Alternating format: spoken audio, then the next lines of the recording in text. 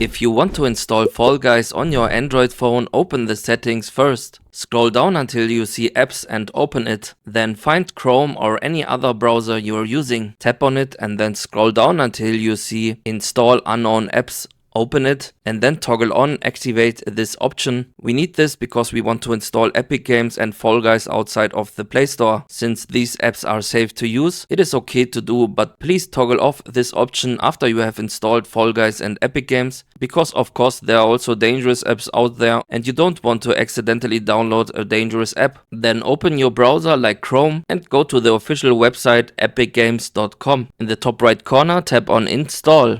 Then tap on Install on Android right here. If you tap on Download, it's going to download the APK installing file. After downloading, open it and tap on Install. And after installing, just open Epic Games and tap on Get Started. Now you need to log in into your Epic Games account or create a new one if you don't have one yet. Once you are logged in, you can navigate through the app or just go to the search box on top and type in Fall Guys. Tap on Fall Guys to open it. And then just tap on the install button, or there will be a small cloud icon to tap on.